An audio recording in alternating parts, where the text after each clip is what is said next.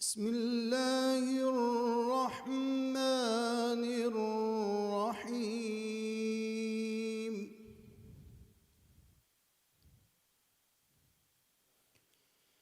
والشمس وضحاها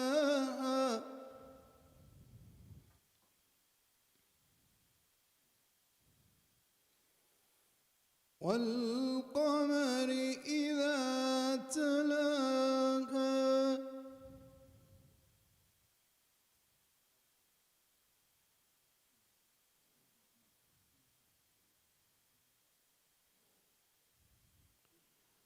والسماء وما بناها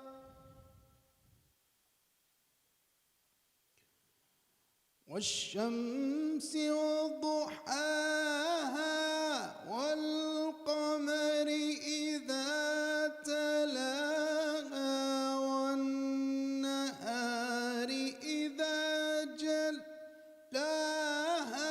والليل إذا يغشاها والسماء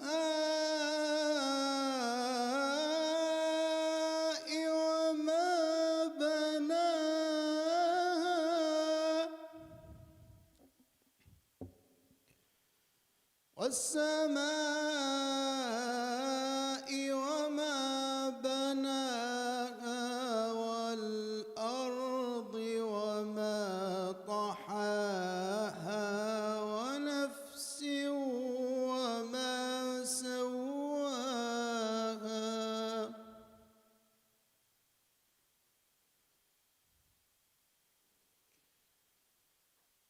فألهمها فجورها وتقواها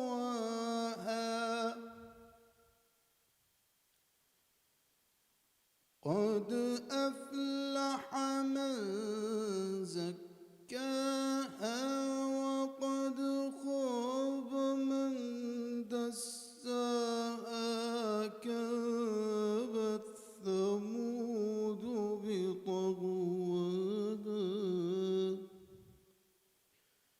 إذ انبعث أشقاها فقال لهم رسول الله ناقة الله وسقياها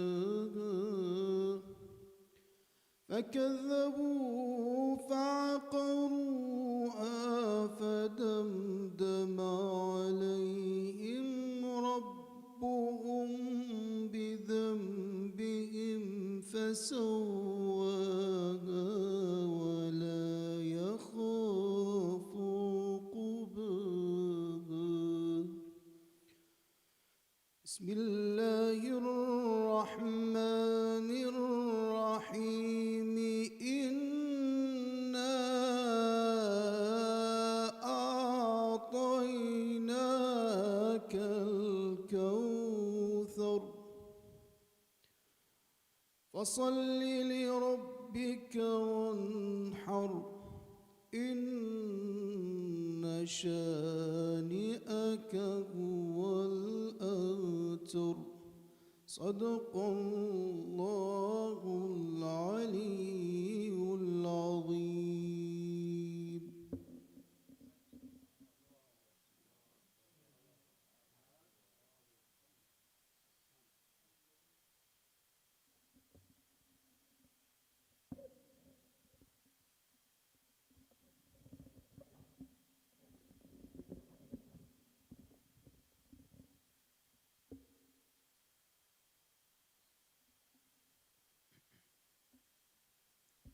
زيارة عاشوراء.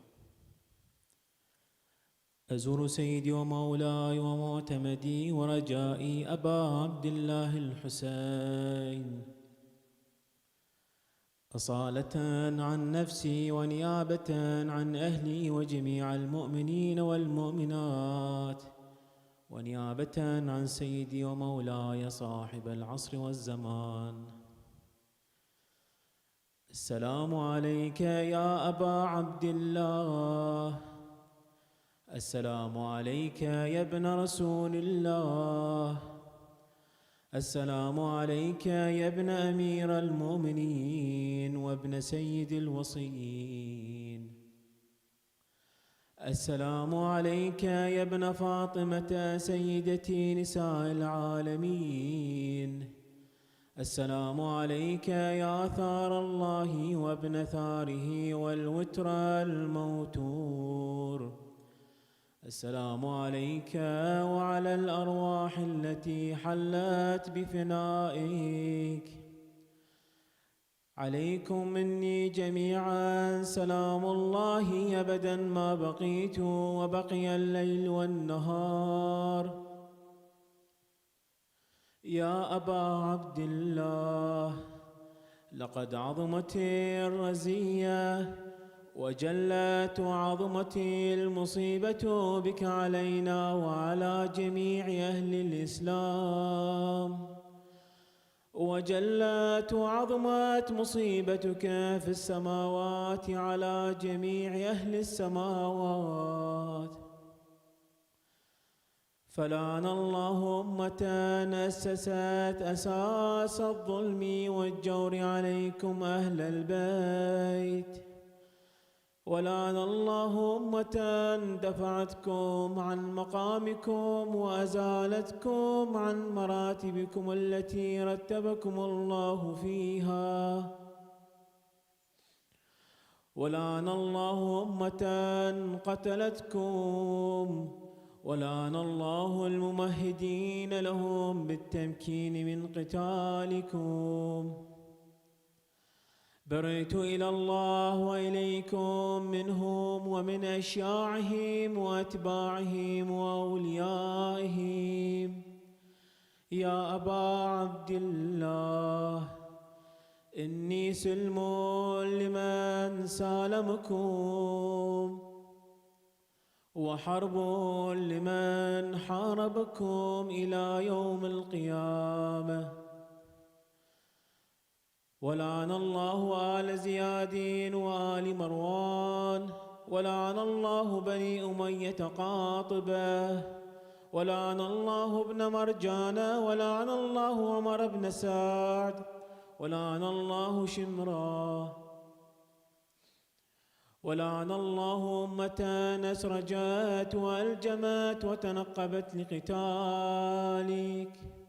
بأبي أنت وأمي لقد عظم مصابي بك، فأسأل الله الذي أكرم مقامك وأكرمني بك أن يرزقني طلب آثارك مع إمام منصور من أهل بيت محمد صلى الله عليه وآله. اللهم اجعلني عندك وجيها بالحسين عليه السلام في الدنيا والآخرة. يا أبا عبد الله، إني أتقرب إلى الله وإلى رسوله وإلى أمير المؤمنين وإلى فاطمة وإلى الحسن وإليك بموالاتك وبالبراءة ممن قاتلك ونصب لك الحرب، وبالبراءة ممن أسس أساس الظلم والجور عليكم. وأبرأ إلى الله وإلى رسوله ممن أسس أساس ذلك وبنى عليه بنيانه وجرى في ظلمه وجوره عليكم وعلى أشياعكم.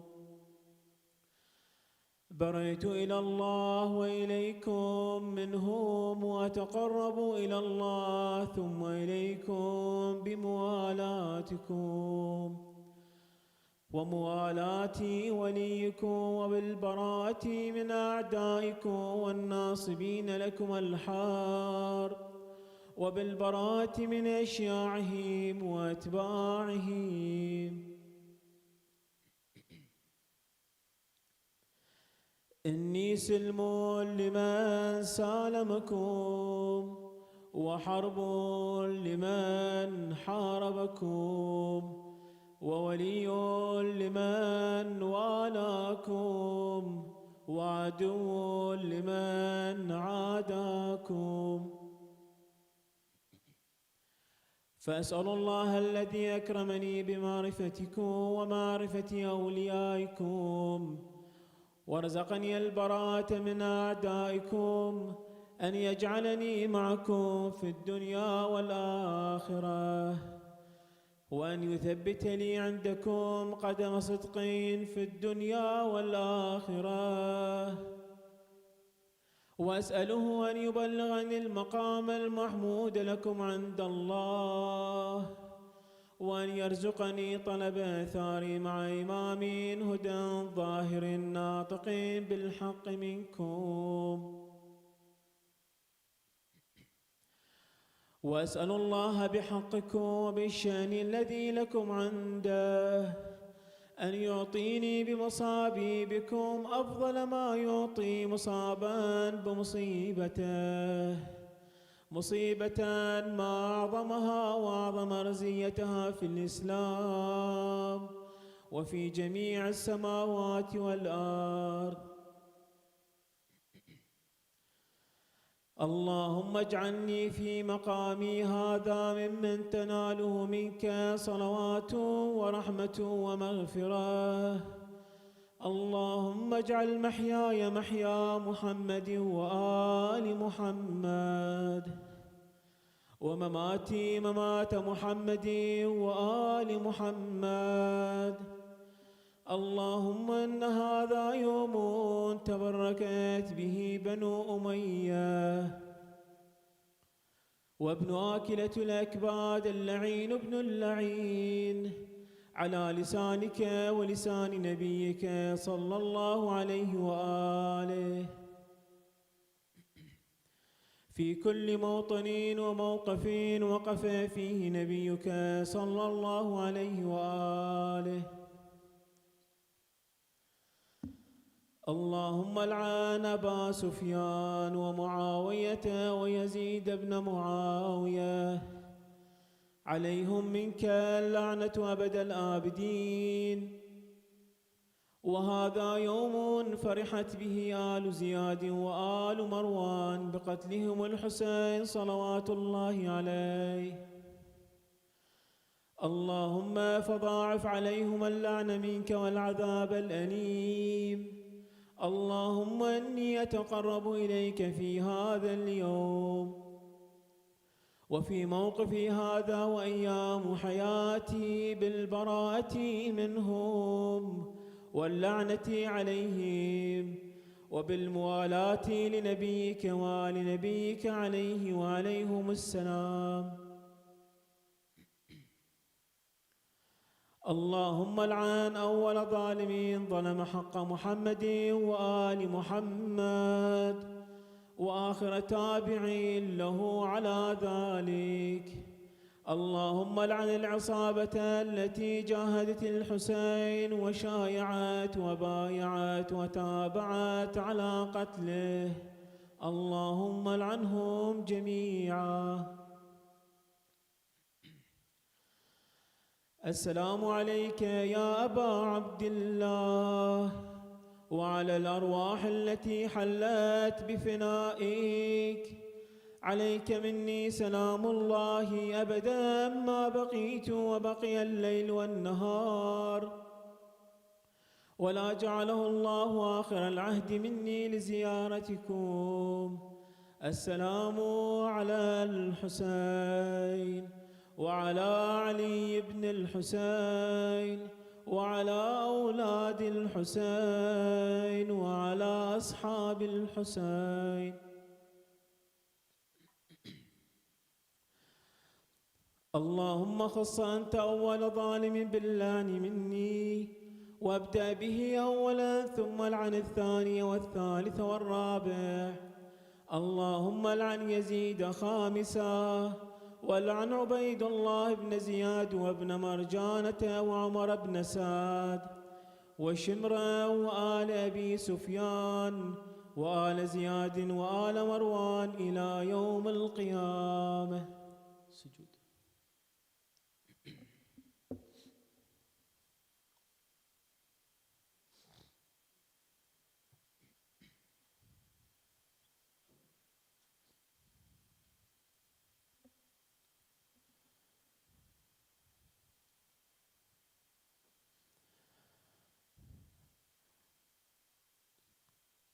اللهم لك الحمد حمد الشاكرين لك على مصابهم.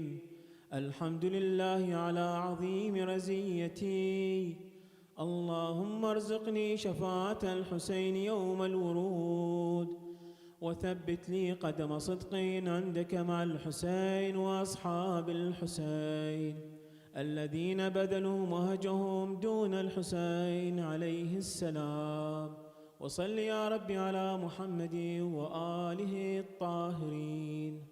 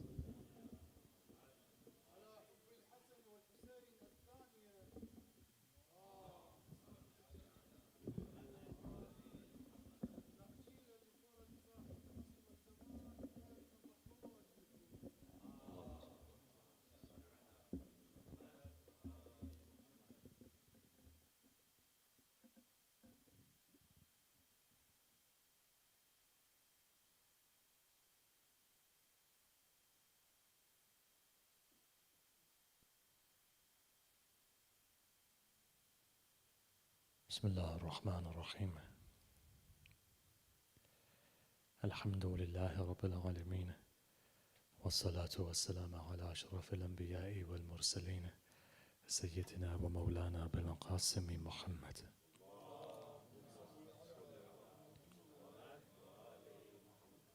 وعلى آل بيته الطيبين الطاهرين المعصومين المظلومين الذين أذهب الله عنهم رجسه وطهرهم تطهيرا.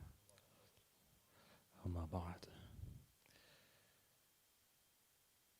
So now we go into our final discussion. The last 2 nights have been quite interesting in the way that we've formulated our discussion, and I must say it's always a pleasure to come here. It's a very good atmosphere. And it's always good to see how different, as was yesterday in fact, I was told there was extra nationalities there, not just 8, 9 different nationalities, which in itself is very unique. There's no other mosque, a Shia mosque in the United Kingdom, that is as diverse and who get along well and who have such variety of food, of which inshallah I'll join you tonight. So in this way, just to develop what we said yesterday. Yesterday and the day before that, we were looking at one aspect. And that particular aspect is human vices. Certain vices within a human being that leads a person without them realizing into peril. What we left off on yesterday really was how social media actually is not just only distracting us, but is actually destroying the roots of our akhlaq without even realizing it. To develop on what we said yesterday without going into detail, because yesterday's lecture is actually apparently is online. But we can carry on today and you can listen to those points that we discussed yesterday. The final thing I'll say on social media is this. The one thing that we are coming to see is in fact almost a psychological radicalization of the youth. And you'll see this younger generation that we have don't have the patience anymore to be able to appreciate difference. And that's a problem, because in your generation that's not the case. In the younger generation, however, it's becoming more so the case. Even though they haven't seen what you've seen. You've seen Saddam. You've seen Taliban. You've seen many different dictators. The difference, though, is that you still have the patience and the conviction to be able to appreciate difference. For these, not all youth, but some of the youth, who are entitled and they come from privileged backgrounds, that appreciation for difference is now gone. And when this takes place, then you find that we're in a very difficult position. This isn't only for Islam, by the way. This is across the board we're seeing. As I was saying yesterday morning, we were speaking to members of the church, both the Catholic Church, the Episcopal Church, and the Church of Scotland. And what we're finding, the consensus is that even Christianity is being used now in a form of a way to tackle or to target others. If you look at fringe groups, without mentioning any names, today those fringe groups, which are rising rapidly even within Scotland, and you can imagine, in England I'd say fine, in Wales I'd say fine, but in Scotland it's rising rapidly. Fringe elements are rising rapidly. Some of those fringe elements are using the name of Christianity, and they are Islamophobic and anti-Semitic, and however they're using the name of Christianity, which is damaging the name of Christianity, and they don't actually hold any respect for the establishment, either the establishment of Christianity, its hierarchy. But you're seeing this, you're seeing, if I take any religion or any non-religion, even secularism, secular ideology, people who don't even follow a faith, what you are seeing now is a rapid rise of either one extreme of far right or one extreme of far left. And I can only say that this is caused, in essence, by what you're seeing as social media. If today you go into Instagram, I don't know about this, but he does because that's his job. He'll tell you that the algorithm is programmed in such a way that if a person under a particular age, let's say 30, makes an account, the first two things they see is pornography and far-right rhetoric. Now, I'm not saying all far-right are wrong. In the same way, I'm not saying all left are wrong. But what we're talking about are fringe elements, which are there to target communities and to create friction within communities. And that actually, if you look at it and go back to the hadith that we were discussing yesterday, if you look at the system of Dajjal, that is the system. If you take it, forget the one eye and this and that and the other. Just look at the description of what Dajjal does. Dajjal comes from that which is mubah, which is your phone. It's not haram, you have a phone. But the way that he does it, the first thing he does is he removes tamarkus from your life. And your phone is like that. I can promise you, and as I've seen just now, 10 minutes focus, 10 minutes has gone, you've got to check your phone. And I can tell you as well, in the next 10 minutes, somebody else may look at their phone. Why? Lost tamarkus. You've lost the essence of deen. This is why, to prevent all of that, whenever I go into a mosque, I leave the phone in the car. You don't check it then. But otherwise, people are, I can tell you. They're sitting there on their phone checking. And something comes and they check it and they forward it on. And what did we say yesterday? Today, the phone has become the most important thing for misinformation. Whatever you find, you send on. Whatever you find, without context or otherwise. So what have you done then? When you spread lies and misinformation, there's asr wad'i. There's an effect on your own soul. And in fact, it darkens it, it corrupts you. That's where the problem is. So we're in this kind of watershed where nothing really has been done in the abwab of fiqh on this issue. And there should be something done going forward.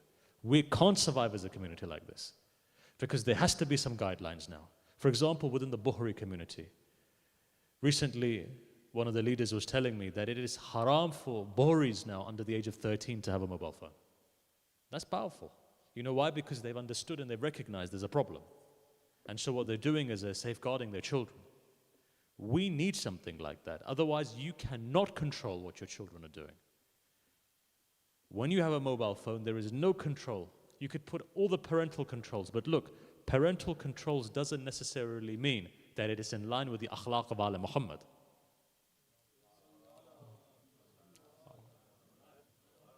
So automatically you have an issue there.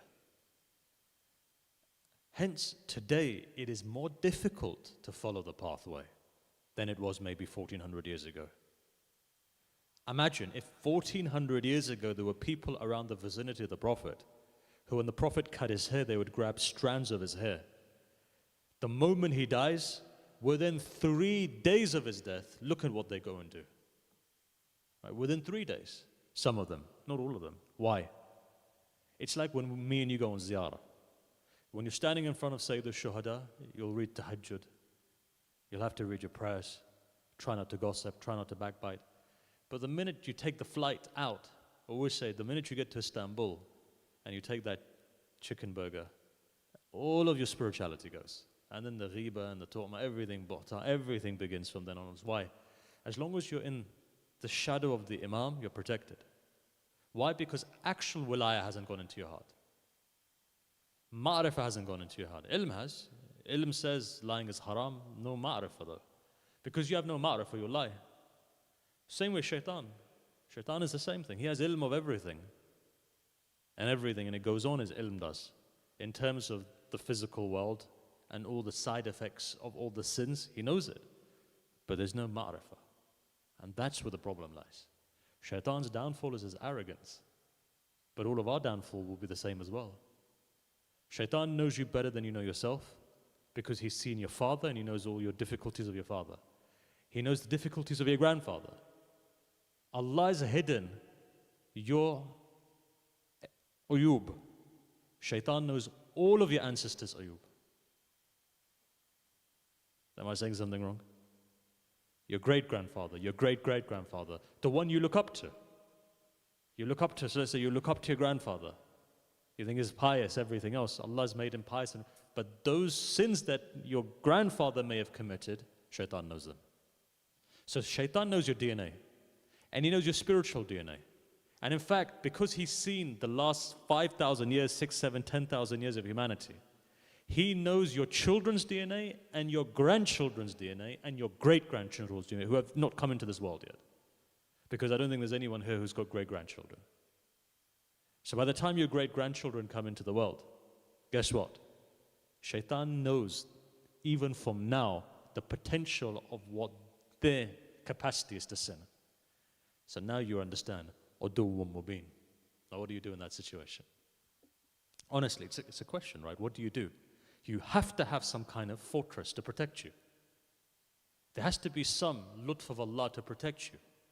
If that lutf of Allah isn't there, then you're finished. What is that lutf of Allah? Imama. Wilayah. That's why we have it.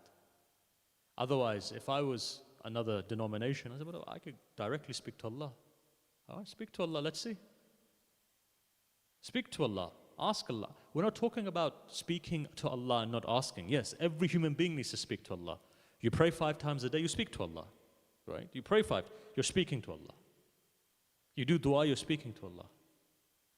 However, protection, how do you do that? This is why Allah sends prophets. The purpose of those prophets to guide you.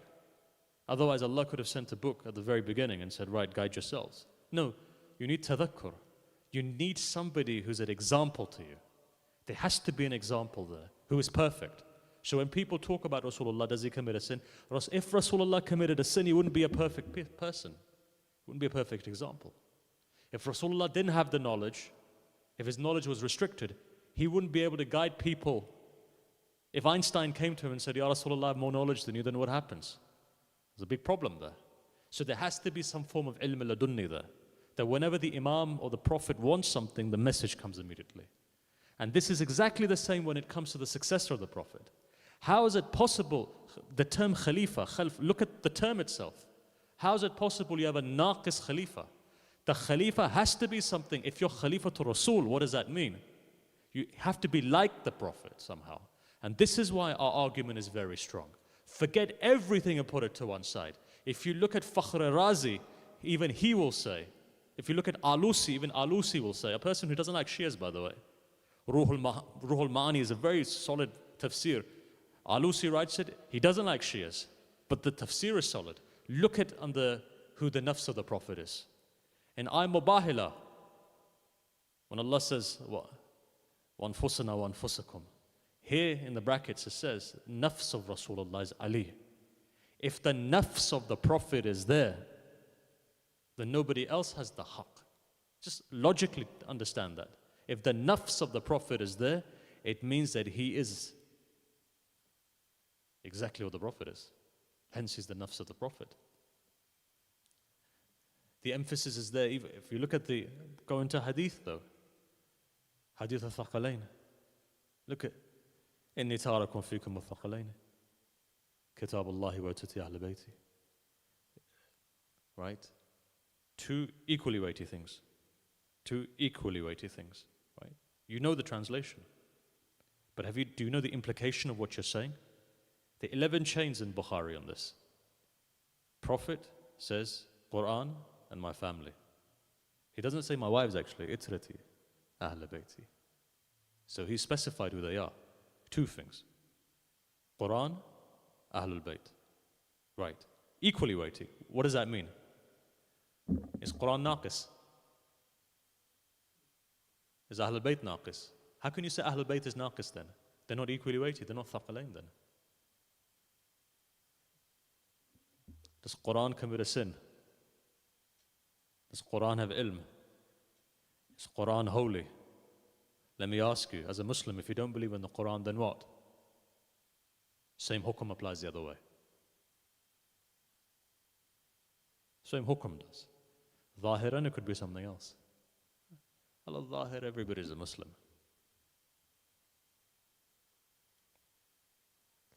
I'm not going to go into the discussion any further than this. There was another scholar from Iraq, from Qadimiyya, who gave a discussion on this in Qum.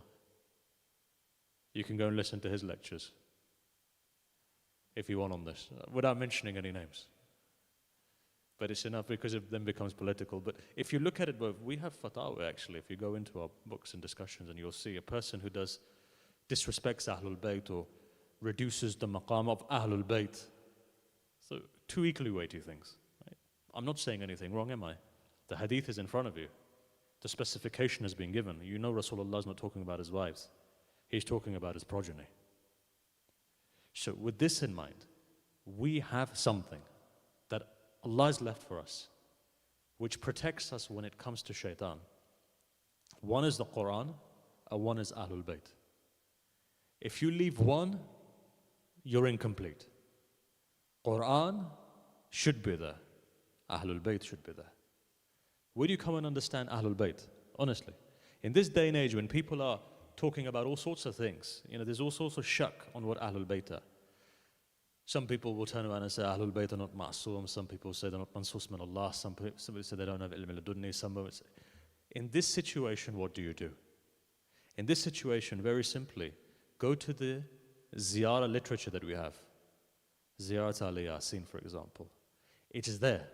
The Imams have encapsulated what exactly it is. For example, in the ziyarah of Rajab, what is Ali? Amir al-Mu'mineen, Yadullah, Wajhullah. All of these things are there. Without me going into description on that, because I think we may have discussed this before over here at some point. Otherwise, I'd explain to you what Wajhullah means. If I haven't explained, I'll explain it to you now, very quickly. But you've got to tell me if I've done it or not. Have we discussed this before previously? No? Look, Allah's ghaibul ghaib. Allah's la mahdud. What does that mean? If you're la mahdud, you can't be known. Because you're mahdud, so you can't la mahdud. And how do you come to know something? Physical world, your eyes and your senses and everything. Allah's not going to physically come down. Why? Because the minute He comes down, He becomes created. And the minute He's created, He ceases to be khaliq, right? So here in the tradition, when they talk about Amir al-Mu'mineen being Yadullah, or Aynullah, or Wajhullah, what does that mean? What that means, and I'll explain it in awami terms, but first let me explain in the more technical term, then I'll come to the awami. Technical terms is this: Wajhullah, the face of God. If everyone sitting here is Muhammad, I still know each one of you differently. You know why? Because your face gives you identity. If you were to cover all your faces and everybody's Muhammad, I wouldn't know who you are. But your face gives identity. Because your face, when I see it, all of your characteristics come, because I know you. So I'll know, for example, if you're generous, by looking, oh, I know him, so I see his face, if you're generous, if you're kind, or if you have any vice. When you look at the face of Amir al-Mu'mineen, immediately Asma and Sifat of Allah are understood. His face is the sign of God, Ayatullah, that takes you back. He's the Hujjat of Allah. This is why Amir al-Mu'mineen is what he is. Explain it to you in an art, in the way of, there's a tradition amongst Ahl Sunnah. One day a man was going around the Kaaba. And as he was going around, he was looking at women. Amir al-Mu'mineen came and he slapped him. Sunni tradition. Take him to this person goes to the Khalifa. He says, you've got to do something. Ali slapped me on the face. Slap me on the face. So he called Amir al-Mu'mineen. He says, why did you slap him on the face? He says, because I saw that he was looking or harassing a person who's not mahram. So Umar replies beautifully at that stage. He says, Aynullah saw, Yadullah took retribution. If I can explain it like that. Allah's not physically going to come down and take retribution. Allah's not physically going to come down and put heaven on earth. So what's Allah going to do? They're individuals who are there. And one such individual is the Imam of the time. So in this way, if you want to understand how to prevent shaitan from hitting you, from misguiding you, from destroying you, what's the most important thing? The most important thing is this. Now there's a litmus, and that litmus is the Imam. Now the problem is, for the vast majority of us, for us an Imam is a concept, it's not a reality. It's a mafhum, it's not haqiqah. It's a mafhum. For example, if my father was standing at these days, I can't even give the example. If my son is standing here, he'll probably still do half of the things in front of me. But let's say if my father was here, right? If my father was here, would I do something haram in front of him? I'd be embarrassed to do so. Maybe the future generations are not. But at least our generations are such. If your father's standing here, what would you do? Straight put your head down. You wouldn't swear in front of your fathers. In the older generation, you wouldn't smoke in front of your father, right? You know this. You may go behind with your friends, but you wouldn't do it in front of your father. Why? It's a haqiqah. You're embarrassed. There's adab there. There's respect there. In front of Allah, you do it. You know why? Because Allah's a mafhum. It's not reality. If Allah's a reality in your life, you'll stop everything. If Allah's not a reality in your life, then what happens? If He's not a reality, then all of this. The problem why we go through trial and tribulation and we're not able to... See, trial and tribulation is not a bad thing, believe me. Allah says, I'm going to test everyone. Everybody will be tested. You will be tested. It doesn't matter. You'll be tested by your children, by your wealth, by your health, all of those things. You're going to be tested. And the higher up you go, the more you're going to be tested. And you look at some of our poor leaders, they're tested even more. Some of the great leaders, before their death, had to prove that they were Shi'i. And certain leaders come to mind. People would insult them, people would say, but after they're dead, because Shias love a dead leader, all of a sudden the plaque goes, oh, what a great leader he was, we lost somebody so great. 5 days before you were swearing at him, 5 days later is what it is. We see that all the time. So, to come back in this way,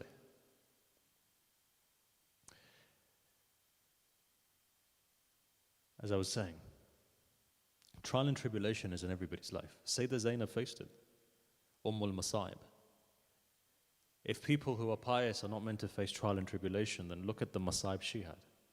From the age of 4 onwards, all you see is tragedy in her life. Does that mean Allah doesn't love her? Or does that mean she has a particular test in this life and Allah raised her to the highest status? You know, anybody goes to Sayyidah Zainab. I remember a Sunni friend of mine went. You go and you ask Sayyidah Zainab, it's like that. So Sayyidah Zainab did something that not just in the physical world, but now even from alam mawara, she's able to do things. And her status is such, there's no way of somebody like me talking about her. Sayyidah Zainab. Her name is Zainab itself. Zinatul Ab. And you know, we haven't understood her. For 1 second, let me just ask you a question. Who's Zainab? If you're Zin, and here's Arbaeen, here's actually both of your mother and father in this context. If you look at somebody like Sayyidah Zainab, who's she Zina of? Who? Amir al-Mu'mineen? Who's Amir al-Mu'mineen? Imam Ma'soom. After the Prophet, there's no one greater. If she's his Zina, and if she's the Zina of her mother, Sayyidatul Nisa, there's nobody like that. Allah is not going to lie to you. Rasulullah is not going to make a name just for the sake of making it because there's love there. Whatever Rasulullah does, there's a reason behind it. When Rasulullah named Zainab Zainab, there's a haqiqah there. You and I haven't understood her. We could write volumes on who she is, honestly, and you still wouldn't stop. But we've not understood her. We haven't done. That's the problem. We haven't understood who she is. But her to one side. For just a second, imagine if she went through trial and tribulation, then obviously all of us are going to go through trial and tribulation. But the way that you overcome it, the way that your ma'rifah increases in these trial and tribulation is if you have tawakkul in Allah. And it's very difficult. When people go through those difficulties, they lose hope. You know, recently a friend of mine, poor guy, was going through something about 2-3 weeks ago, saying, hadn't got out of bed for 2-3 days. So that's how bad he felt. He'd say, brother, get up, go have something to eat, get up, go out. So people will go through trial and tribulation, and yeah, we react in different ways, we cope in different ways. But there will be difficulty. You know, God forbid, a family member of yours goes through an illness, and you're there to protect them or help them through this. This actually is not a burden. Don't look at it as a burden. Allah's chosen you for something. He doesn't put a challenge in front of you unless if there's something beneficial behind that. And you don't know what's happening to you. Your maqam is being raised, your status is being raised, and so forth. But remember also, human beings, we are not animals. There has to be a high level of compassion than animals. So even in times of difficulty, you'll find that sometimes even when you're going through difficulty, people come and ask you for help. Don't turn anybody away. That's the difference between a follower of the Prophet and a follower of the ummah of other prophets before. You're at a higher level. The ability to help people should be at a higher level. So look, coming back. How do we then connect? People use the term connect. How do we gain more ma'arif of the imam? The tools are in front of you. These 40 days, these 2 months that you have, that you go through, or the days leading to Arbaeen, from the 1st of Muharram, and this is your playground really for you to develop a deeper understanding and a meaningful connection with your Imam. Hence, you're going from Tharallah to Baqiyatullah. The movement is from Tharallah to Baqiyatullah. This movement is there. And that's what the Imam teaches you. The key actually is Ziyarat Ashura. If you actually go into depth, your solutions are there. And in fact, the entire ziyarah is about ma'rifah. But let me tell you something about the ziyarah, which is actually quite important. If you want to develop more stronger understanding of your Imam and how to overcome difficulty, this ziyarah Ashura is important. It's hadith Qudsi, but I'll give you an example. There was a great scholar about 100 years ago or so, or just under 100 years, by the name of Sayyid Musa Zarabadi. Sayyid Musa Zarabadi used to live in Qazwin. He's one of the founders of Maktab-e-Tafkik, which is a maktab within Shi'ism. It's a school of thought, which really does away with philosophy and irfan and nadari and all of that business. Puts it to one side. Maktab-e-Tafkik, it kind of reduces the maqulat, but it's more complex than that. So he was one of the founders of Maktab-e-Tafkik. But he's also the teacher. So there's, if I can put it this way, there's three schools really currently existing. You've got the school of Najaf, which at the moment is Said Khoi school in terms of ilm. You've got the school of Burujurdi, which is the Qummi school. And then you've got the school of Mashhad. Sayyid Sistani is the only one who studied under all three, or one of the only people who've. So if you look at him, he's completely different actually in many ways from the rest of the students of Said Khoi. Because his focus is, if you look at it, more on the fiqh element, faqahat, than it is on usul actually. And this is why some of his fatwa are actually completely different from others. So if you look at some of the students, Sheikh Bashir Najafi, or for example, Sheikh Fayad, or even before that you find others.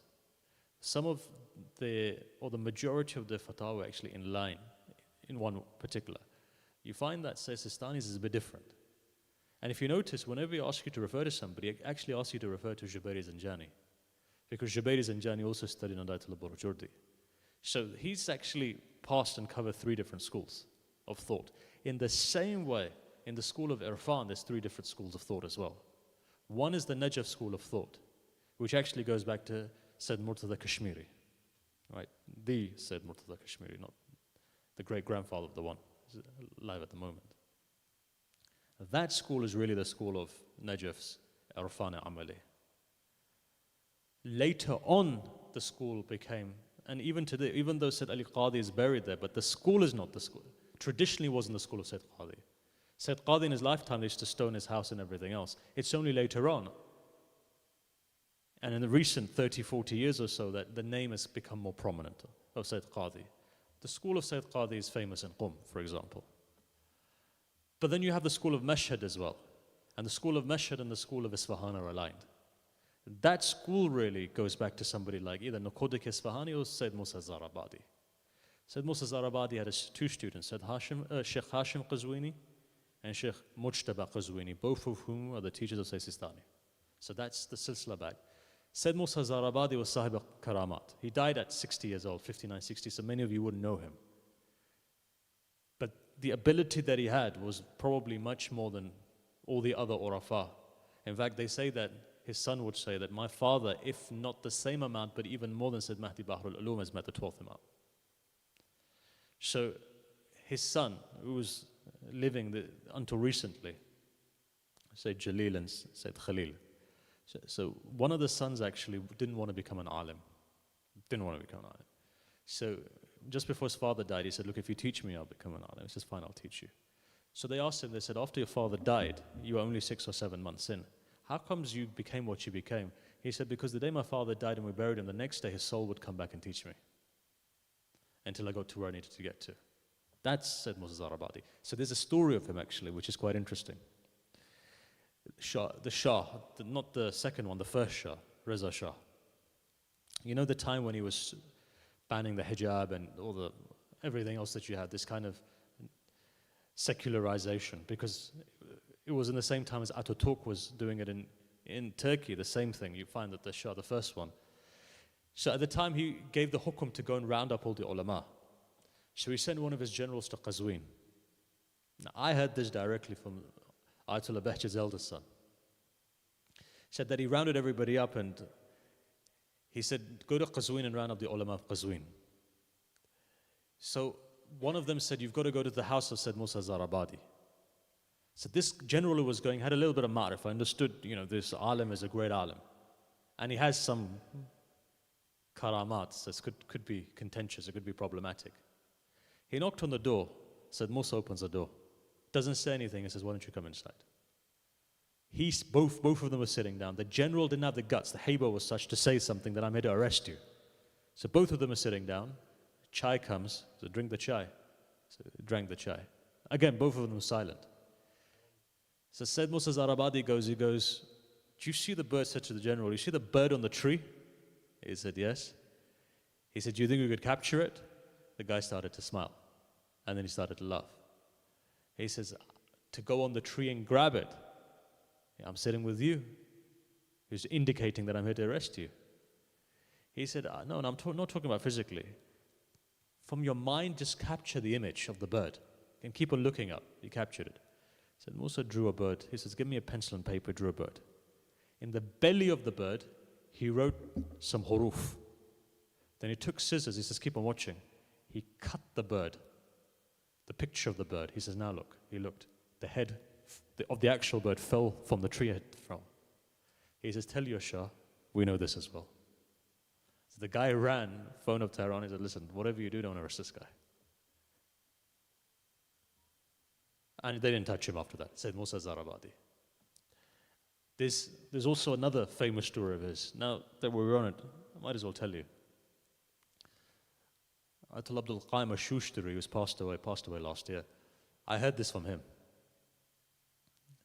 He said Mujtaba Qazwini told me this, who was the student of Sayyid Musa Zarabadi. He said one day Shaitan came to him. Like a man, Shaitan himself shows up. He says to Musa Zarabadi, he says, look, I don't come for just anyone. You see, I come for prophets or those awliya like yourselves. He goes, all this karamat that you have, I've given it all to you. And I can take it away. He looks up and goes, all right, where's he taking this? He says, I want you to do one thing. He says, what is that? He says, I want you to delay your prayer for me. He says, I can't do that. I can't delay my prayers. He says, okay, if you can't delay it, just make the intention that when you stand there, that you're praying awwal waqt because of me, Shaitan. He says, I can't do that. So they backwards and forwards. Eventually a time comes where he says, listen, I'm going to take everything away from you. Everything away. If you don't do what I say. He says, do what you want to do. So Musa Zarabadi says, he actually took everything away. He came to realize, I lost everything. He said, although I lost all my karamat, but I remained quiet. People thought I'd sinned because people used to come to us for shifa, whatever it is. It was mustajab al-da'wah, used to pray to be answered. He said, I lost everything. He goes, actually, all the exercise I did spiritually, actually, Shaitan actually seemed to me giving me all of this stuff. So when I lost everything, he says, I didn't complain, I remained quiet for 6 months. People were taunting me, they were swearing at me, they were saying all sorts of things, they were calling me all sorts of names. He said, I remained quiet, I didn't say anything. 6 months down the line, Allah gave me a ni'mah which was bigger than everything that I had before. Now that person, I've given you an introduction, and I could go on for the next 15-20 minutes and finish this entire discussion just on him. Now, look at this. 2 of his students come to him. And especially in Mashhad, if you go there, there's still some of those ulama who are there. And they were from the silsila. So one of his students comes to him and he says, or 2 of them come and they say, look, we want Isma Adam. You have it, give it to us. He smiles, he says, I'll tell you how to get it, but I won't give it to you. He says, how do you get it? He said, if you ask Imam Hussein, and if he gives it to you, then how do we do that? So he gives the formula. He says, Zaman and Makan and clothing and everything else, there's certain conditions. Then you recite Ziyat Ashura. So there's sharait for that. If all the conditions are there, now you recite 100 la and 100 salah. One of his best students said, everybody else gave up for 2.5 years. Back to back, I observed all the conditions and I recited it back to back exactly the way that Sayyid Musa Zarabadi told me. 2.5 years later, I went to sleep. I saw Sayyid al-Shuhada comes in my dream and he gives me this letter, this name, sorry. a name of God, and he teaches me how to pronounce it. And within that, he says, you recite this 6,600 times or so forth, and you'll get what you need to get. Certain ulama of that maktab have said, even if you recite it 1,000 times, you can gain tayul ard. Anyway, he recited it. And that's how he gained Isma Azam. Through a wasila of what? Ziyarah Ashura. That tells you that if a person's batin can become prepared to take Isma Azam, which is not a joke, because the heaviness of Isma, if you start to recite Isma Azam itself, you will kill yourself because of the heaviness on your soul. It's not easy to hold. But if your batin can become ready just by, then imagine the power of what Ziyarah Ashura is. So this is why the first thing I'll say is this, that in this time where you're having an attack, let's say our children are shaitan and so forth, there are 2 or 3 things I would recommend that you do in your household. It doesn't matter if your children are religious, irreligious, doesn't matter. It doesn't matter if you yourself are religious or not. But the most important thing is, firstly, in these months, especially from the 1st of Muharram coming up to Arbaeen, try and recite Ziyarah Ashura every day, if you can do. After Fajr, before going to sleep, after Asr, try it. You may and this is the 100 and the 100, right? It's not sufficient just to, with the conditions that are there. Let's say you can't do that. Then what do? Then at least on a weekly basis, there's another thing that attaches you to the lutf of Ali Muhammad, and that's Hadith-e-Qissa. Hadith-e-Qissa takes you 5 minutes to recite. It's a story. You could sit and recite it with your children as a story. You know, I remember somebody came to Ayatollah Bahjat, they asked him a question. They said, if we take incense, good smell, and we were to sit down with the intention of inviting Ahlul Bayt and reciting Hadith-e-Qissa, he said, would somebody come? He said, there would be at least one person from Ahlul Bayt would come into that majlis. So Hadith-e-Qissa is powerful. And you know what? We put it under our feet and we put it away, put it in a book, whatever it may be. We don't utilize that. There's a great power there. If not anything, even if your children don't understand, today what children understand really, realistically? You've got to train them. Even if it's a Thursday night and you sit down and recite Hadith-e-Qissa, it's powerful. But the other thing I've realized that keeps you connected, in fact, with Ahlul Bayt is Ziyarah Ali Yasin. You know, Ali Yasin is very powerful in terms of connection. Last night I was looking at one of the scholars, they'd written by hand from Sayyid Kashmiri how to resolve any difficulty in any kind of, let's say somebody has a financial problem, these knots are tied, if I can translate it in the right way. You know, when you have problems which tie you in your life. Here he says that recite Ziyarah Ali Yasin. And with that, there was a particular dhikr that he said to recite 786 times. Of which, can you imagine that I'm sitting and it slipped my mind? It never happens, but maybe it's not nasib for me to tell you what it is. Although it's somewhere on the phone and I can search it, but again, we're meant to be leaving our phones in the car. So he says, if you recite this, Bain al-Tuluwain is the best time. And then after that, once this Ziyarah Ali Yasin finishes, 786 times is dhikr. Then you can see within 9, 10, 11, 15 days your difficulty comes to. And these things are it looks so small. This is not a khatam which is 12,000 times just sitting down reciting Ya Hayy Ya Qayyum or something like that. But here it's something which is small. Ziyarat is only going to take you literally, and we're not even talking about the dua afterwards, just the ziyarah itself. How long is it going to take you? 5 minutes? 3 minutes? But there's something within these sayings of the Imam which is powerful. And that for us is important to bear in mind. Look, as always, our 45 minutes have actually just flown by. But in these 3 days, that's what I wanted to address you, to tell you. Open your eyes. Don't just flow like everybody else is flowing. Think. Take a step back. Ponder. Understand the time you live in. And understand there has to be an antidote. Yes, just come back to me. 786 times he says recite. Ya sahibul zaman aghithni. Ya sahibul zaman adrikni. Something like that. I'll check it again, but something like that. After Ziyad al Yasin, appeal to your Imam. And in fact, if your connection with the Imam is not strong, then do this anyway, because maybe you'll develop that connection. When the connection happens, when you're connected to the entire ocean, then what happens? Peace comes on your heart. This is why Allah says, هُوَ الَّذِي أَنزَلَ السَّكِينَةَ فِي قُلُوبِ الْمُؤْمِنِينَ. Peace comes on your heart. When peace is there, then you understand Hussein ibn Ali better. How he's so peaceful on the day of Ashura. Peace comes into the heart. But the most important thing is a connection with that Imam. You know, we're a religion which is focused upon an Imam of the time, and none of us really have any connection to him. You know what's interesting? I'll tell you something. Last couple of days, you saw people coming to Karbala, right? Honestly, if you look at this, no one else like Ahl Iraq. The way that they give to people, honestly. In the daily life, you could be arguing, fighting, whatever it is. But when it comes to the way of Imam Hussein, they've set an example for every other nationality. Honestly.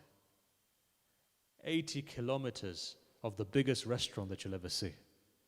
You know, people say to me, used to say, we're going to go on this walk, we're going to lose weight. No one lost weight. Everybody put on weight.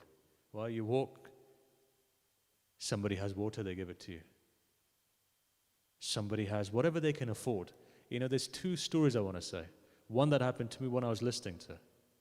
One guy, recently listened to him, just now on Arbaeen.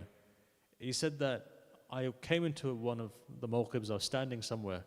He said a guy, big guy, came and he stood right next to me. I got scared. I thought this guy is going to beat me up. So I moved. He goes, the guy followed me. Again I moved. He followed me again. So I went to somebody. I said, this guy's following me. Have I done something wrong? The person replied, no, you've not done something wrong. This person is poor. He can't afford water. So he's standing to block the sun from coming to you. That's why he's standing there. Honestly, when you see something like this, I remember when I was walking many years ago, I was walking, there was a child who came in front of me. And this is right after Daesh. This is like 2013, 14, at the very beginning. Walking, and a child came, and he had some tissue paper. And he says, can you take it? And I looked at his feet, he had no shoes. I said, can you take this paper? And I looked at him and I said, son, keep it for yourself. You'll benefit more than I'm going to benefit. And he said something, and he was a young boy. And he said, listen, I don't have any water to give you. I don't have any food to give you. The only thing I found to give you was tissue. Why don't you accept this? He says, my mother and father were killed by Daesh. I don't have any money. He says, why don't you take a tissue? On the day of judgment, I can say to Fatima al-Zahra, I did something as well. You can imagine all of us started to cry. These are lessons that have been taught to everybody else now. These are lessons. These are people who are sacrificing everything they have for the sake of Imam Hussein. Honestly, I don't even know where the food comes from. Some of the brothers from Dubai put $50,000 to try and get rice and lentils and meat and everything else. I'm telling you, within half a day it was gone. And these people have mawqib every single day for 3, 4, 5 days continuously. Allah knows where the money is coming from. Allah knows where the food is coming from, honestly. 80 kilometers. And then remember one thing. You know, Imam Hussein said something to Banu Asad. He said to Bani Asad, he said, I'm giving you this land, Hiba, I'm giving it as a gift back to you. He bought it for 60,000 dirham, double what it was costing. He says, I'm buying this land, I'm giving it back to you on 3 conditions. He says, what are the conditions? He says, if ever my gharib or my faqir, za'ir comes, make sure for 3 days he's your guest. You should give him water, you should give him food, place to rest. I tell you something, Bani Asad are not that big, but today Hussein ibn Ali himself takes care of everybody else. 20 million people came, every one of them was fed, every one of them had a place to stay. You can imagine, Karamat of Imam Hussein is still there. And we know that when a person comes in, though some people have heard that Imam Hussein says to his brother, the one who had no arms, he says, look, my Zawara coming. And each one of you is greeted. These are not small things. These are big things. But can you imagine what happened on that day when Sayyidah Zainab came for the first time to the grave of her brother? And can you imagine Jabir was there? You know, Jabir was, when he found out that Imam Hussein had been killed, he says to his companions, take me, he was blind. When he got there, they said, how are you going to recognize the grave? He said, leave me in the middle of this Karbala. I'll call on Hussein. Hussein will reply to me. He calls on Imam Hussein. Assalamu alayka ya Aba Abdullah. Reply comes. He goes to the grave. He's blind. He puts himself on the grave. Eventually, a time comes when a voice comes from the grave of Imam Hussein. He says, Jabir, move away from her. He says, why? He says, because Zainab is coming. Jabir moves away, he begins to go, but he says to one of his people, he says, look, can you see if there's any males left in this group, in this caravan which is coming, Hamla which is coming? He says, the man looks up and he says, I can't see anyone male here, but there's an old man there. Jabir thinks to himself, he says, but no, if there is Zain al-Aberdeen, Sajjad is young, he's not an old man. He says, take me to this old man, let me ask him. He takes him. He says, oh, old man, tell me what happened. Imam Sajjad says, Jabir, don't you recognize me? When Jabir recognizes the voice, he says, what have you done to yourself, son? He puts his arms around him. When he puts his arms around him, the tradition says, Imam Sajjad begins to say, ah. He says, why do you say ah for? He says, because my back has been beaten so much. You can imagine that this time was coming. But here the tradition says something else. He says that very Sajjad was beaten like this. There was a time when he was sitting in Medina, and as he sat in Medina, he remembered his sister, a 4-year-old girl. One day he sat there, started to cry. Ahle Medina said, what are you crying for? He says, I miss my sister, my 4-year-old sister. He says, what do you miss about her? He said, the thing that I miss about her was that on the 11th of Muharram, when my arms were tied in chains, I was shackled, it was in chains. He said, I was saying, I was in pain because I was put under the sun, it was burning me. He says that when Shimr started to give the water, he gave water even to the animals before he came to Ahlul Bayt. He said, finally he poured some water on the ground, which my sister went and she gathered, but she didn't drink it. I knew she was thirsty. She came and she put it on my chains. When I said, sister, what are you doing? You're thirsty. She says, brother, I can't take it when you say, I can't take it when you say, brother starts crying again. Again, he starts crying. Somebody asks, they say, Mawla, what are you crying for? He says, I remember one day when I was sitting there, I had my feet stretched out. My sister came, she said, I've never seen you, brother, with your feet stretched out. Why are you stretching them out? She says, my feet are hurting. He says, why? He says, because Shimr made me walk so much that I have blisters on my feet. Then he made me walk over thorny bushes. I have thorns in my blisters. They say the small girl sat there with her small hands and she picked out the blisters, from the blisters, the thorns. Then Imam Sajjad cries again. He says, the reason why I'm crying is when they made my sister walk over thorny bushes, when she said, my arms were tied behind my head. I couldn't take it out. You can imagine what went on Ahlul Bayt. Final thing I'll say is this. Allah accept your tears, Allah accept your du'as. Final thing I'll say. How does a son feel if they see their father in tragedy like this? They say on the 11th of Muharram, say that Zainab chucked herself onto the ground from the camel. And when she hit the ground, it hurt because her arms were tied. Imam Sajjad comes running. He says, why did you chuck yourself? She says, son, I was looking towards the maqtal. Your face was going so yellow, I thought you were going to die. At that moment, he replies, he says, aunt, what can I do? Ultimately, I'm a son. When I was watching, my father's body was there. In the words of the 12th Imam, when the horses started to trample the body of Sayyid al-Shuhada, salam on my Jad, whose right rib came out of the left side and left rib came out of the right. So son was watching this. And as he was watching this, he was crying. His face was turning color. But there was another time which you can imagine how embarrassed the Imam was. When was it in Kufa? when the son of Hur, when the head of Hur was raised on a standard, they say the son came, he says, give my father's head back. And at that moment when they weren't, he took his sword out with a couple of boys, he went to get his head back. And he says, how is it possible that a son is alive and their father's head is raised? At that moment when he took the head, another son was watching. Tears in his eyes. He says, Father, if my arms were open, maybe I could have done the same thing. Inna lillahi wa inna ilayhi raji'un. Wa sallallahu ala Sayyidina Muhammad wa ala at-tahirin.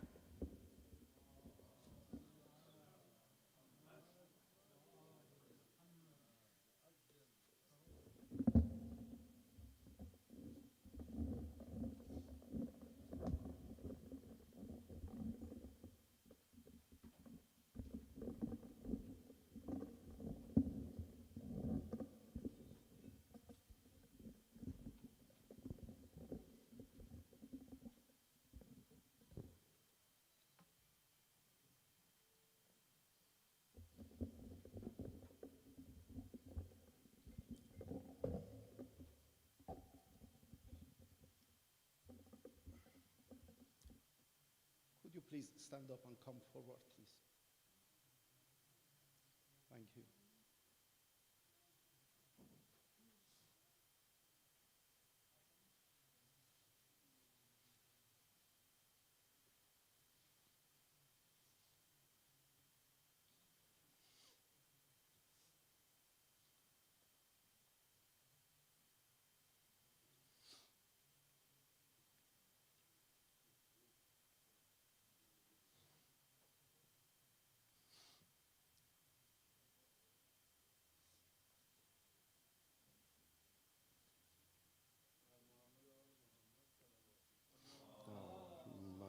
صل على محمد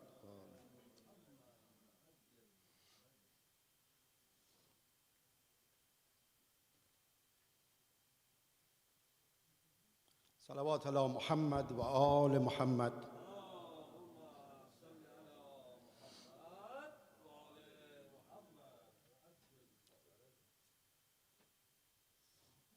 أعوذ بالله من الشيطان الرجيم.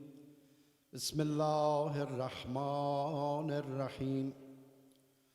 اللهم كن لوليك الحجة ابن الحسن صلواتك عليه وعلى آبائه في هذه الساعة وفي كل ساعة وليا وحافظا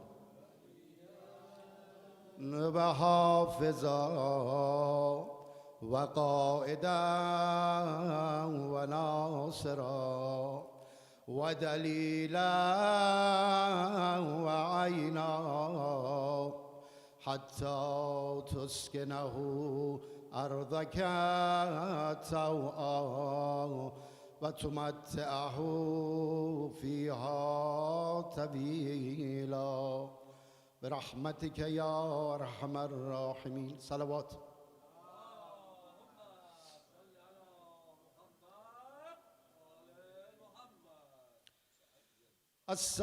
السلام عليك يا بنت رسول الله. السلام عليك يا بنت فاطمة وخديجة. السلام عليك يا بنت أمير المؤمنين. السلام عليك يا أخت الحسن والحسين عليه السلام. صلوات.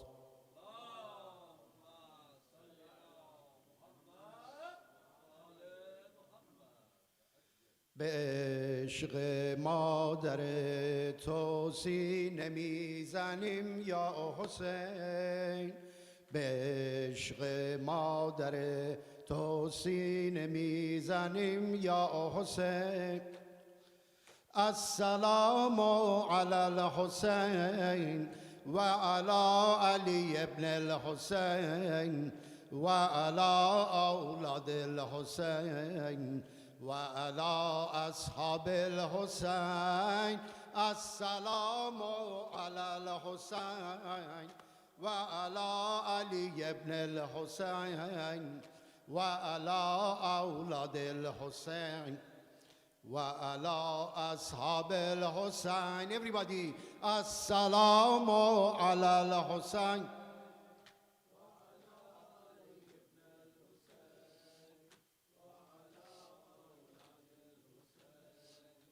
وعلى أصحاب الحسين. يا حسين يا حسين صار الله يا أبا عبد الله يا حسين صار الله يا أبا عبد الله يا حسين لله يا حسين لله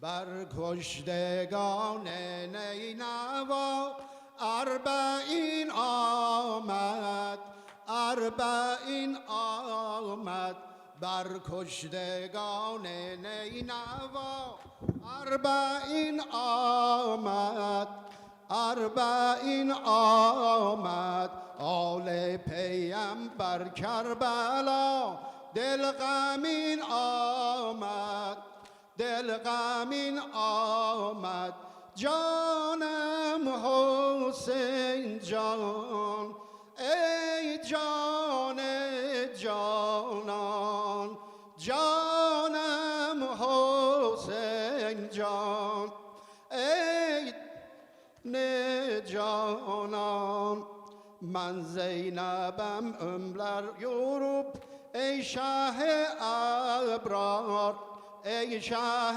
ابرار زلفم آقا رو gelmişem قبر و زوار قبر و زوار هجرنده یانم زینب شده زائر بران قبر شش گوشه قبر شش گوشه بر تربت اطهر زند دم به دم بوسه دم به دم بوسه خاک برادر را برد بر وطن توشه بر وطن توشه جانم حسین جان ای جان جانان جانم حسین جان ای جان جانان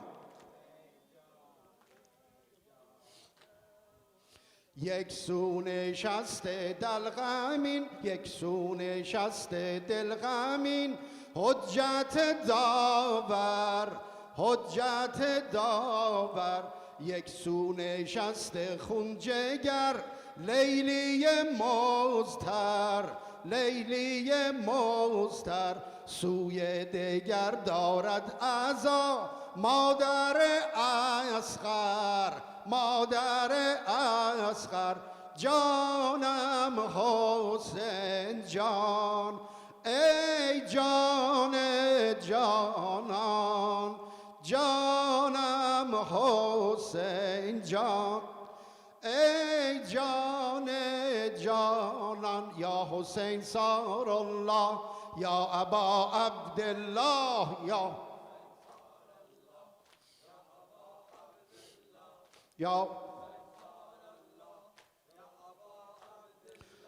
یا زینبا یا زینبا یا زینبا یا زینبا یا زینبا یا زینبا repeat please یا زینبا easy یا زینبا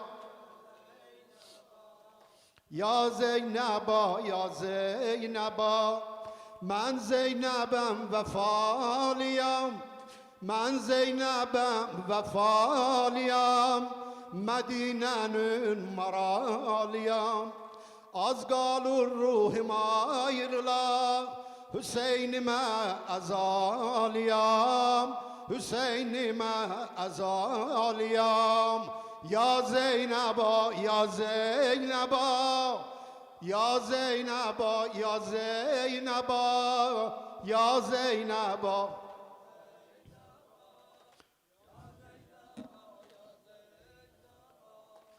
گرک بو باشه غم گله o sahibi alem gele gözetlürem nenem gele bilir ki maceralıyam Hüseyin'ime ezaliyam soruşsalar haralsan soruşsalar halalsan niye böyle yaralsan niye başı karalsan diyem ki Kerbelalıyam Hüseyin'ime ezaliyam Hüseyin'ime ezaliyam ya Zeyneba ya Zeyneba ya Zeyneba ya Zeyneba ya Zeyneba ya Zeyneba ya Zeyneba again 3 times ya Zeyneba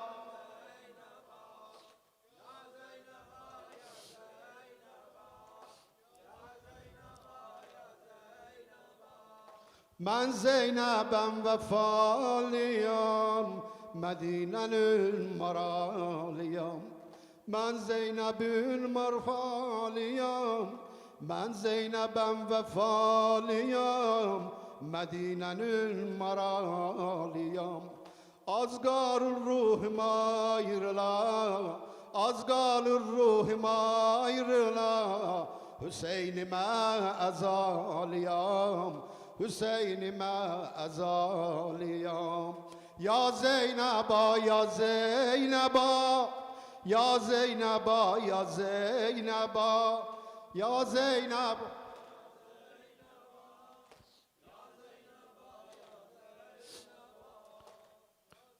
کجایید ای شهیدان خدایی کجایید ای شهیدان خدایی بلا جویان دشت کربلایی بلا جویان دشت کربلایی کجایید ای سبک بالان عاشق کجایید ای سبک بالان عاشق پرنده طرز مرغان هوایی پرنده طرز مرغان هوایی شهیدان میوه باغ بهشتند شهیدان میوه باغ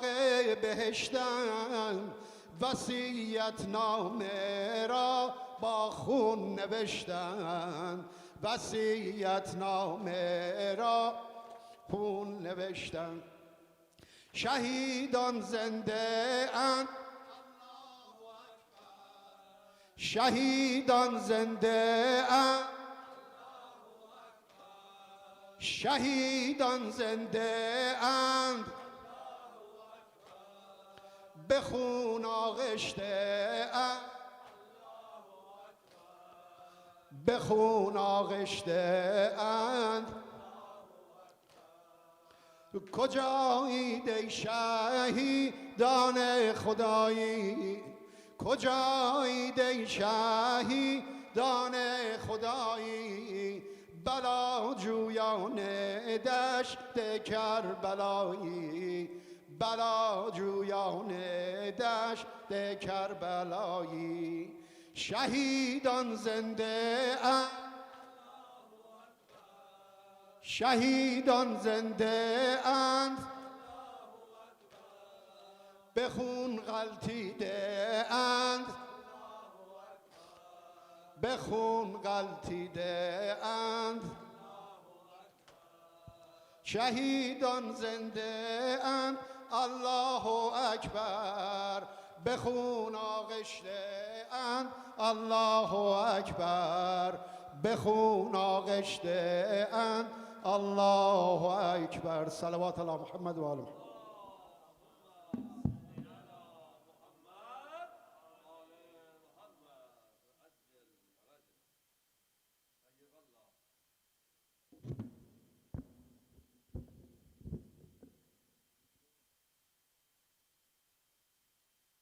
بر خاتم انبیا محمد صلوات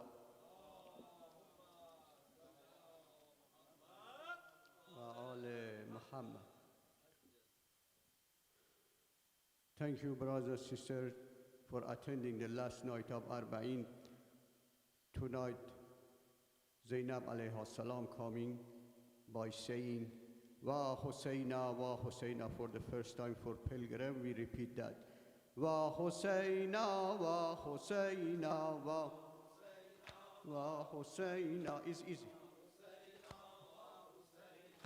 Wa Husayna. السلام ای نور عینم، ای گل زیبا حسینم. زینب آمد از اسیری، ای برادر ای برادر ای برادر ای برادر. و حسین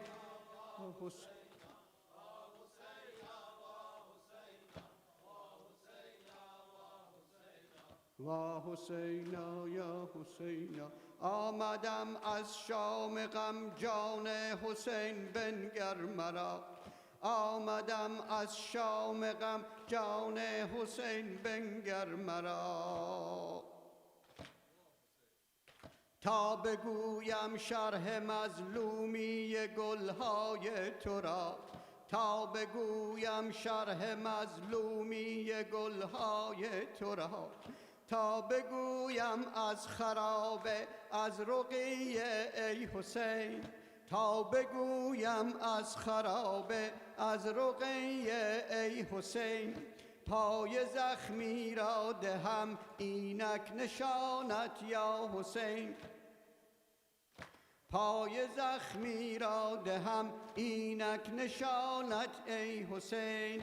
زینبم ام المصیبت، زینبم ام المصیبت. آمدم بهر زیارت، آمدم بهر زیارت. کی شناسی تو مرا از بس که پیرم، بس که پیرم. کی شناسی تو مرا از بس که پیرم، بس که پیرم. و حسینا و حسینا و حسین و حسینا و حسینا. بشکند دستی که اون رگهای حلقومت برید. بشکند دستی که اون رگهای حلقومت برید. گوشواره ای حسین از گوش طفلانت کشید.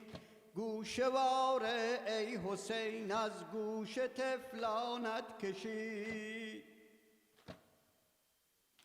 ای برادر این 40 روزم ندانی چون گذشت.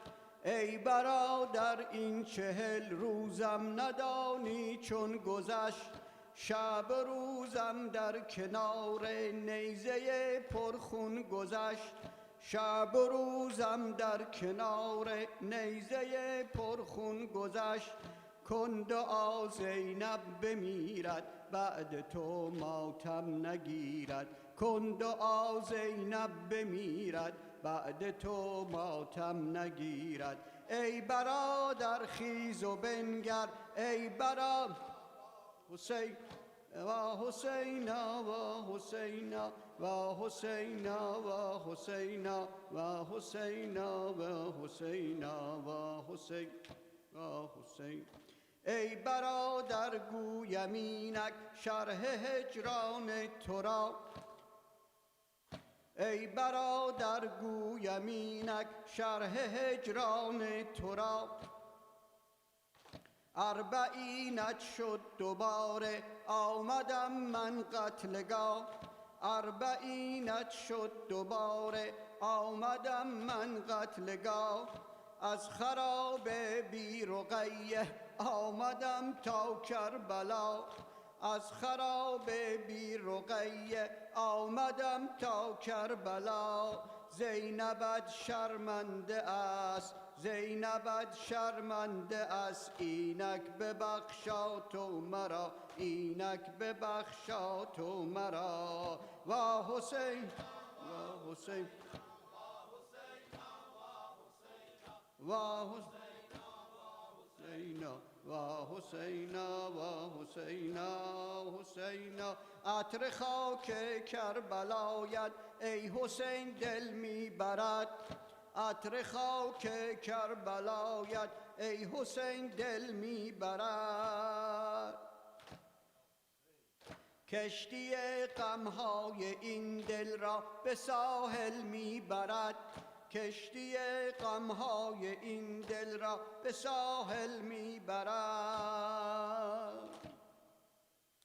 ای تو مصباح هدایت ای سفینه ای حسین ای تو مصباح هدایت ای سفینه ای حسین با چه رویی من روم اندر مدینه ای حسین با چه رویی من روم اندر مدینه ما حسین و حسین و حسین حسین و حسین و حسین و حسین و حسین و حسین و حسین السلام ای نور عینم ای گل زیبا حسینم السلام ای نور عینم ای گل زیبا حسینم زینب آمد از اسیری ای برادر ای برادر ای برادر ای برادر و حسین و حسین و حسین و حسین و حسین و حسین و حسین و حسین صلوات اللهم صل على محمد و آل محمد بسم الله الرحمن الرحیم اللهم نسألك و ندعوك باسمك العظیم الاعظم الاعز الاجل الاکرم بحق امام زماننا و بحق دماء شهدائنا یا الله یا رحمان یا رحیم یا مقلب القلوب ثبت قلوبنا على دينك وعلى محبة الحسين في الدنيا والآخرة إلهي يا حميد بحق محمد إلهي يا عالي بحق علي إلهي يا فاطر بحق فاطمة إلهي يا محسن بحق الحسن إلهي يا قديم الإحسان بحق الحسين اللهم اغفر للمؤمنين والمؤمنات والمسلمين والمسلمات الأحياء منهم والأموات إنك قاضي الحاجات إنك مجيب الدعوات إنك غافر الذنب والخطيئات برحمتك يا أرحم الراحمين. For the peace of soul of our beloved one from attendees tonight in the other nights who attended here, for the peace of soul of our dear beloved one who passed away, please recite Fatiha ma'al ikhlas was salawat, and also